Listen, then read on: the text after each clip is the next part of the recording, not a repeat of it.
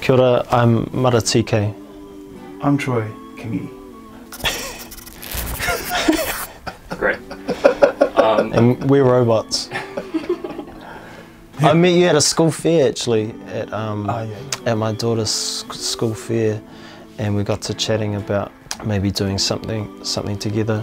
Troy had a cool idea of getting myself and another beautiful singer called Mark Vanilo from Christchurch together to sing together on his record. So we're on his first one, and this most recent one titled Shake That Skinny Ass All the Way to Zygertron. Yeah, Mother's all over it. He's like on it more than me. By his design, not my design. Way back when I met this guy in outer space, took me to the corner of the universe. Like I actually come up with the name randomly. I knew it was going to be some sort of sci-fi project.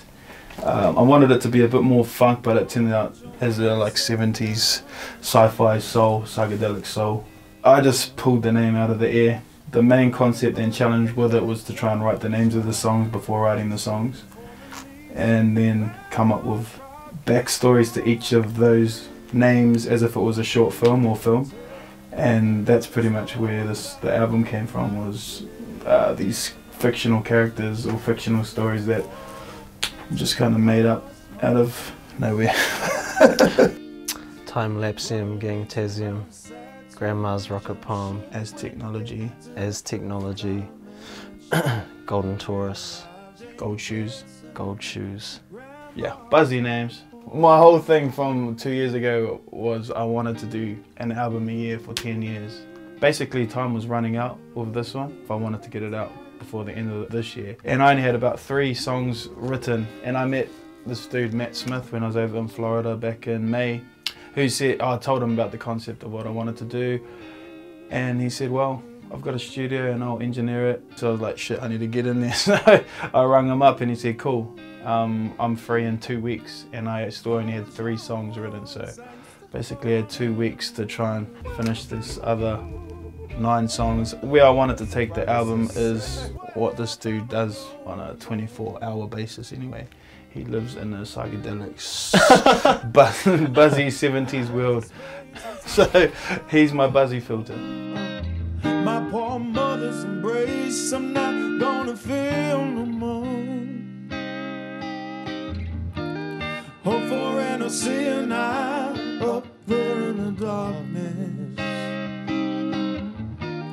When you're searching through. He initially asked me to come on board as the producer, and then a couple days in I was like, actually bro, you're the producer. Like, he had the whole thing there, all the arrangements in his head, and which parts should play what. He had it all there, so I was like, oh bro, you're the producer on this. It just feels like all the songs have his touch on it somehow. Oh, that's cool. Whether it's him lending his voice in the song, or at 4 o'clock in the morning to try and finish off a little bridge, and then he'll tweak it a little bit, and then we end up with what is it? Kryptonite rocks in your letterbox, stuff like that. There's a place where nobody wants to live at. Kryptonite rocks in your letterbox. Yeah.